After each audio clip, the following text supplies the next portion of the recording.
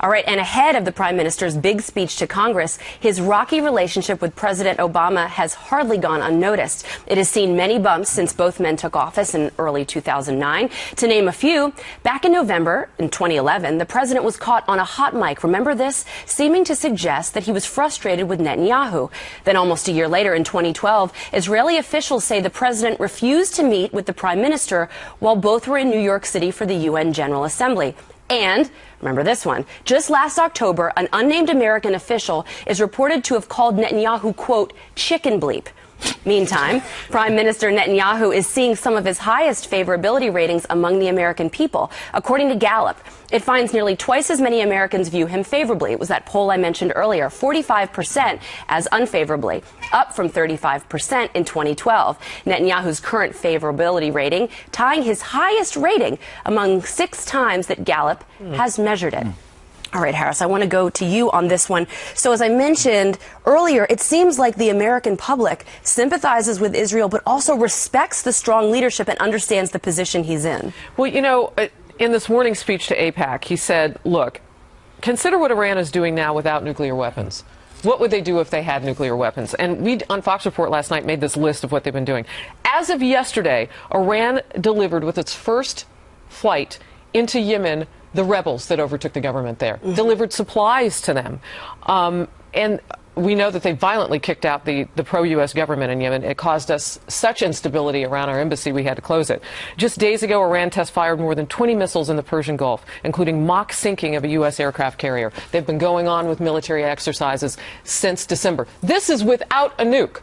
What will they do if and when they get one? Yeah, Jedediah, I want to go to you because also a couple other instances come to mind that I could add on to that list that I read. Remember President Obama ripping Netanyahu to Nicolas Sarkozy? That was another open mic. Also saying that Jerusalem needed to go back to 67 borders. Right. The president's friendship with intellectual radical Khalid Rashidi. There have been a history of things. This has not happened in a vacuum. And I do think it's time to ask the question, is this White House anti-Semitic? I don't think this relationship can be repaired. I think too much has happened behind the scenes, in front of the scenes that we've overheard in terms of policy. And I think, unfortunately, it's going to be the job of the next president to sort of solidify this bond again and to let Israel know that we have their back. I don't know that Netanyahu is Obama's biggest supporter. And can you really blame him? I don't think hasn't vocally had Israel's back in a way that he should have. The administration is not anti-Semitic. With this rift that you see is a debate within the diplomatic community about Iran and its culture and its future. Is it a moderate state? Does it have the culture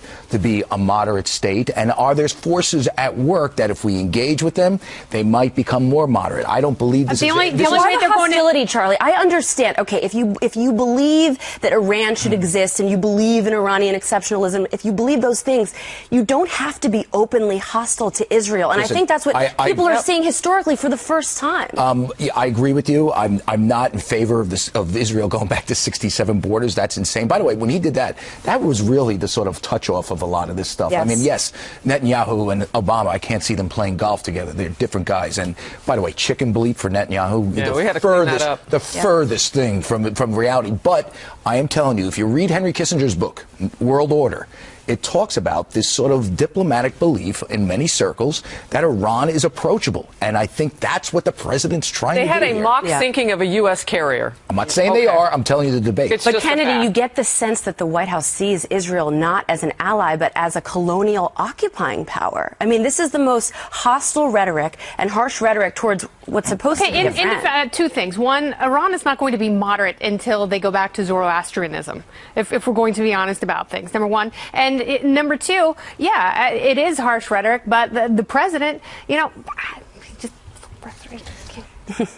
Oh, spit it out. We want to hear it.